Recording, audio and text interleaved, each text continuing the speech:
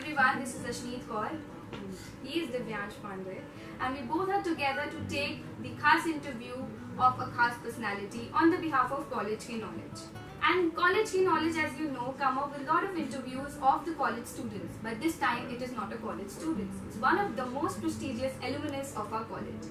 And this person is known as the master motivational speaker and also the business consultant, the educator and a very successful entrepreneur. So I think you have guessed it right. He is none other than Mr. Shiv Khera. Hello sir. Linking point between us is SRCC.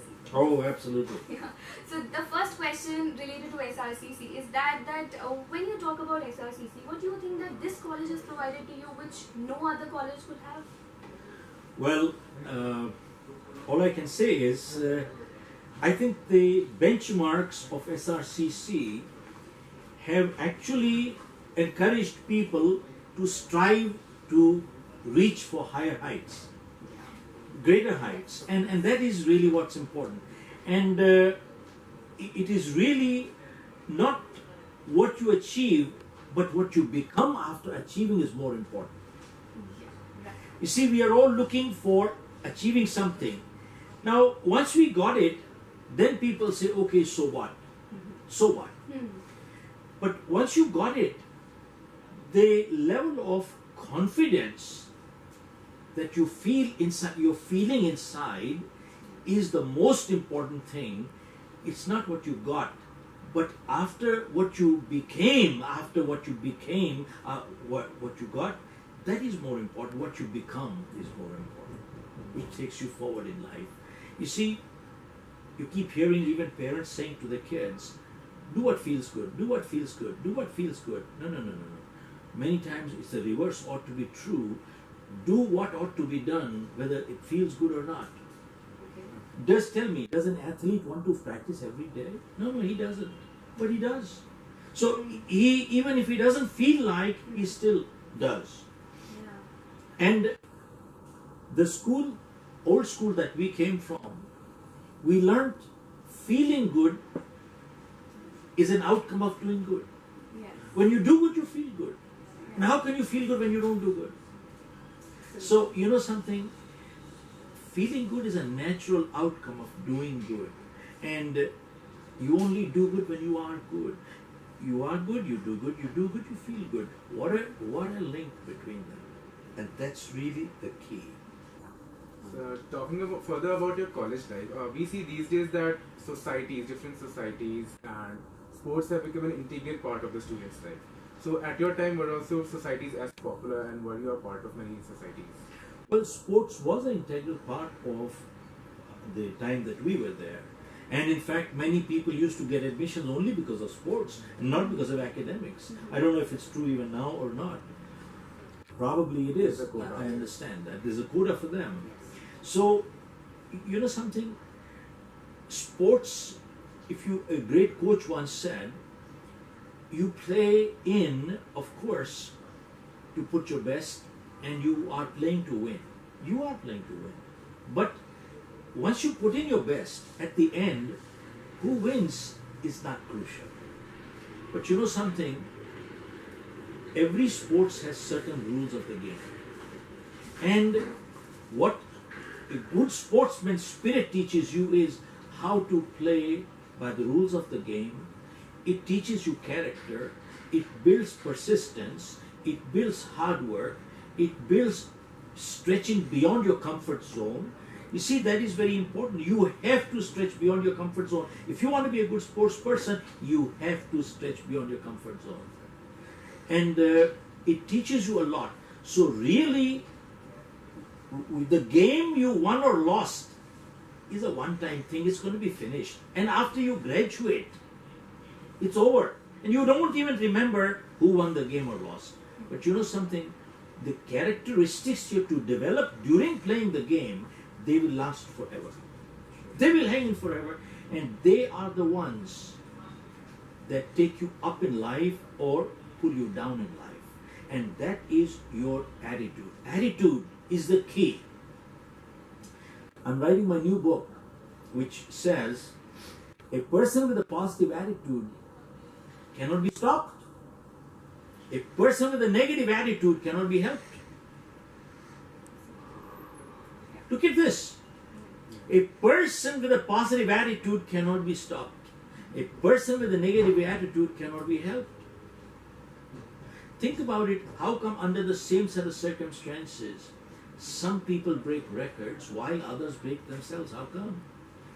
You know something? Where you put your mind. I was not into education. I was never into academics. I never read a book in my life. I read comics all my life. So, but bottom line is that I learned one thing in life, that casual attitude in life always leads to casualty.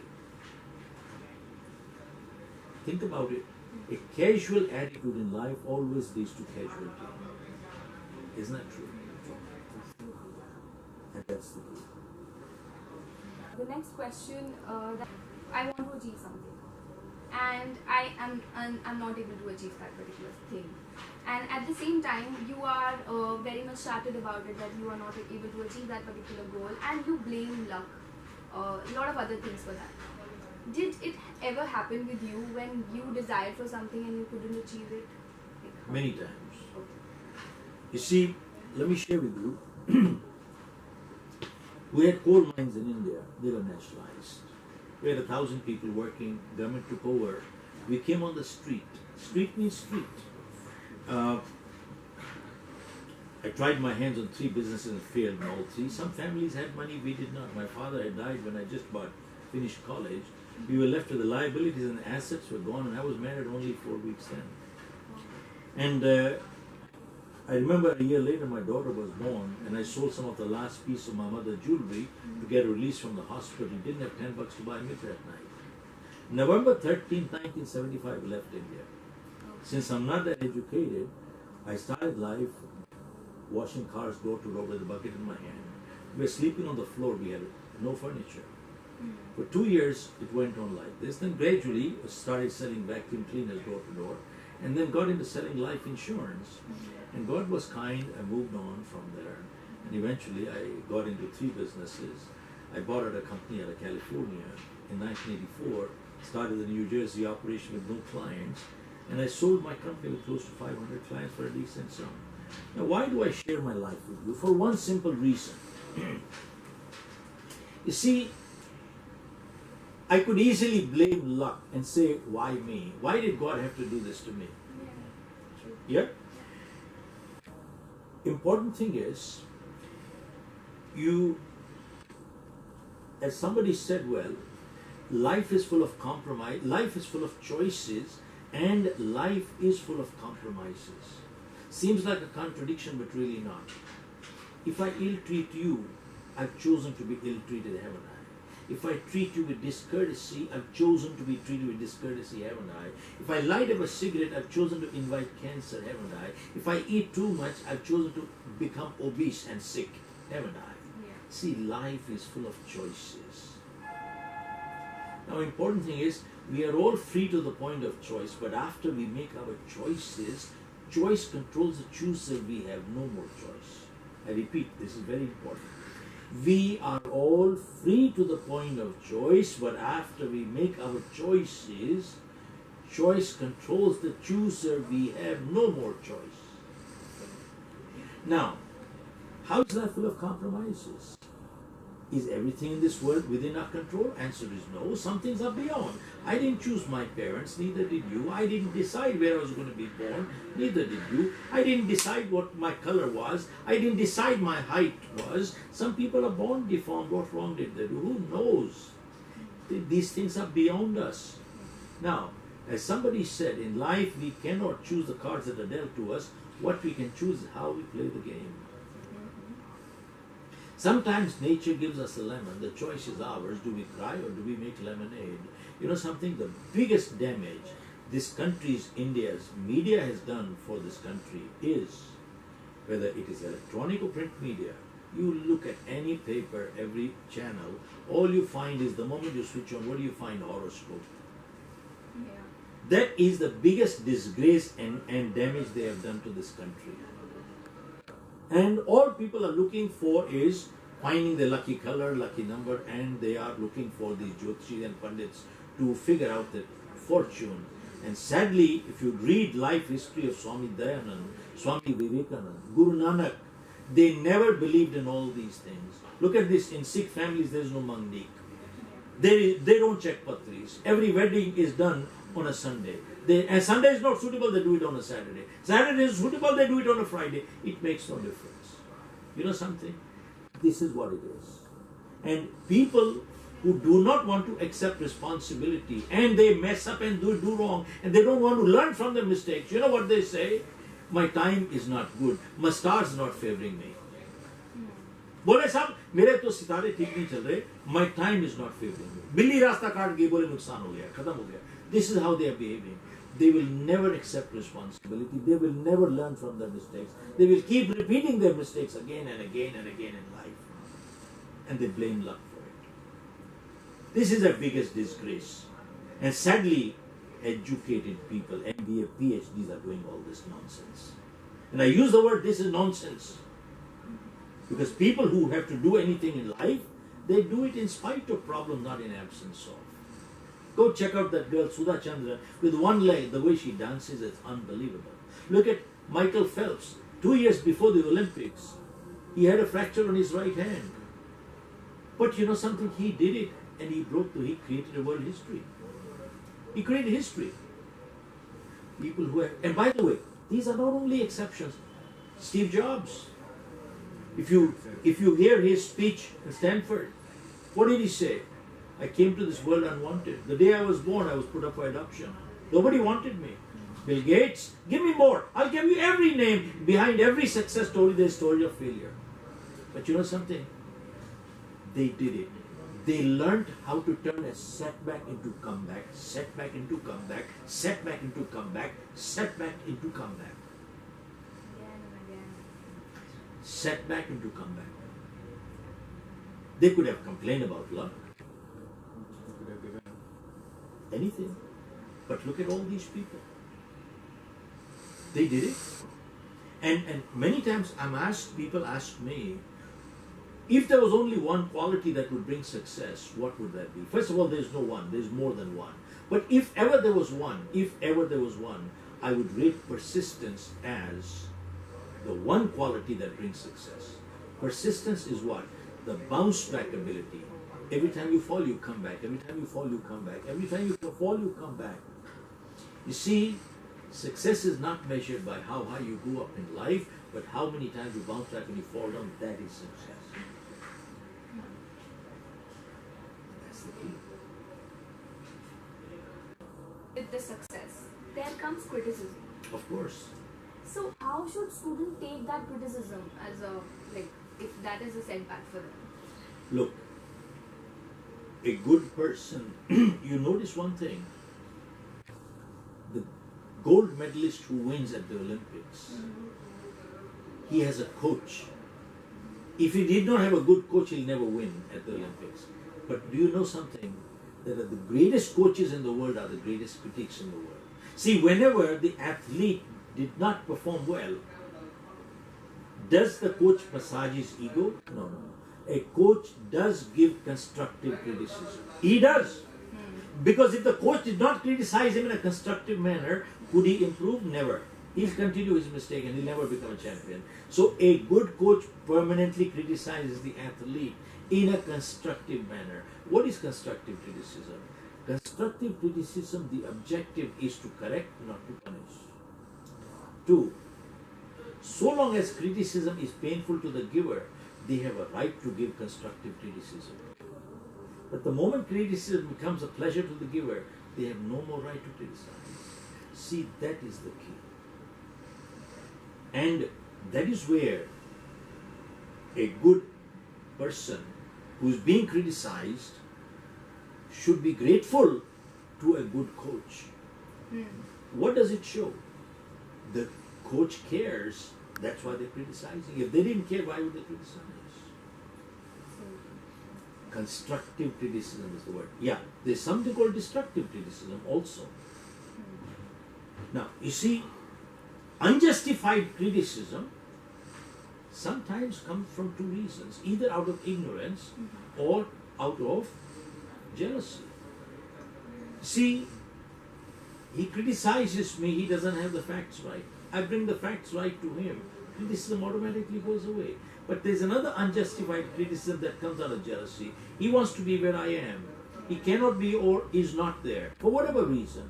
Instead of appreciating me, he starts criticizing me. He starts shooting at me. Yeah. Now, take unjustified criticism that comes out of jealousy, take it as a disguised compliment. He's really paying you a compliment. He wants to be where you are, but it's not there. Or can't be. So instead of appreciating, he's criticizing you. So don't even worry about that. Absolutely not. There are some people in this world, no matter which side you are, they're permanently on the other side. It doesn't matter which side. They're permanently on the other side. You know something, the best example was, Robert Fulton gave this world a steamboat. And all the critics said it will never start, never start, never start, never start. And the day came, he put the steamboat on the Hudson River. And it started. And all the critics who said it will never start, when they saw it start, immediately said, now it will never stop. Okay. Look at this. Now, there are some people in this world, no matter which side you are, they're permanently on the other side.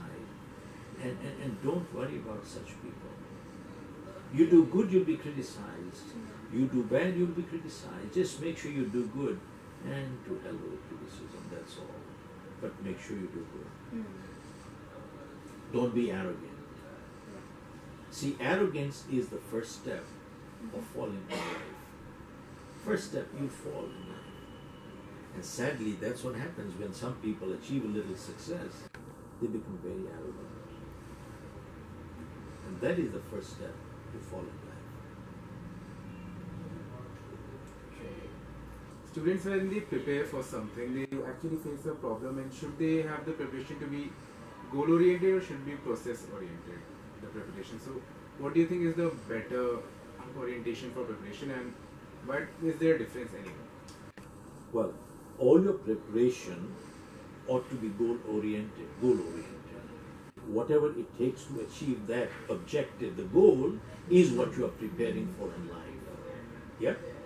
You see, the saddest part is when opportunity knocks and a person is unprepared. That is the sad part. Now look at this. Michael Phelps, he was practicing almost 8 hours per day, every day, no Sunday. 4 years, he practiced 10,000 hours.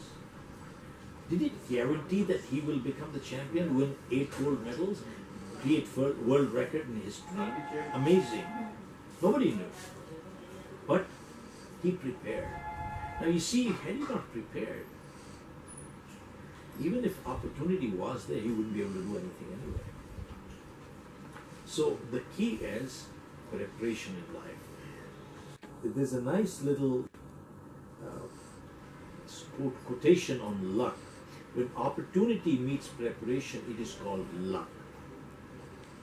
Opportunity meets preparation is called luck. See, opportunity knocks everybody's doorstep, but it knocks only once. It only knocks once. The next one may be a better one or a worse one, never the same one. That's why it is so crucial to make the right decision at the right time. A right decision at the wrong time becomes a wrong decision. So, key is preparation. Do your preparation, rest is easy. Rest you can handle. If you're not prepared, even if you have opportunity, you won't be able to do anything. Just put your effort into preparation, that's it. So, like we all know that a lot of changes are happening around us. So, as a last question, I would like to ask you that what message would you like to give to the students of our generation, that how should they take up the change, and what message would you like to give to them with respect to that? I constantly keep hearing, especially from the youth today, that competition is big and there is a major challenge that they are facing.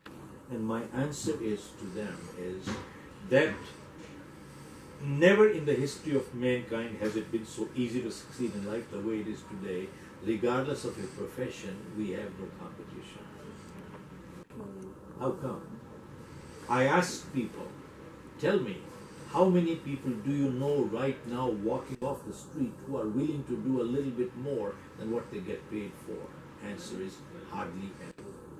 Most people don't even want to do what they get paid for. There's a second big category of people who only want to do what they can get by with. There's a very small fraction of people who are willing to do a little bit more than what they get paid for. And I ask them, if you fall into that small fraction, tell me, I don't care what your profession is, where's your competition? You can't even find a good attorney today. You can't even find a good accountant today. You can't find a good plumber. You can't find a good electrician. You can't find a good anything. Question is, are you willing to do a little bit more than what you get paid for? See, if you read life histories of people who have succeeded in life and then sustained success and then maintained goodwill, they all have lived by this one principle: I shall always give more than what I get to my family. I shall always give more than what I get to my organization. I shall always give more than what I get to my customer. I shall always give more than what I get to my country. Tell me, if we live by this one principle, where's our competition? We become the competition, we have no competition. One. And two, I had filed a PIL in the Supreme Court that reservation should not be based on caste and religion. Economics should be the criteria. Sadly, today, the way the reservations are going on is based on the caste and religion. The biggest question that people are facing in their mind is, will we have a united India on the world map 10, 15 years from now? The way reservation is going on right now, the hatred that is being created everywhere. Look at what has happened in Gujarat. Patels got reservation, Jats want reservation, Marathas want reservation. In Karnataka, they say all jobs for third C and D class should be given to Karnataka people. In Bihar, the Bansal, Mittal, Goyal are considered backward. All over the country they are forward. How is this? This is the biggest disgrace that has happened. And if we want to see a united India, we have to come back and restart another movement that economics should be the criteria, not caste and religion. So I think this interview must have been as enriching for all of you as it has been for both of us. We would like to say that for more such kind of interviews, stay tuned to collegeknowledge.com, and also you can like our Facebook page for regular updates. Thank you.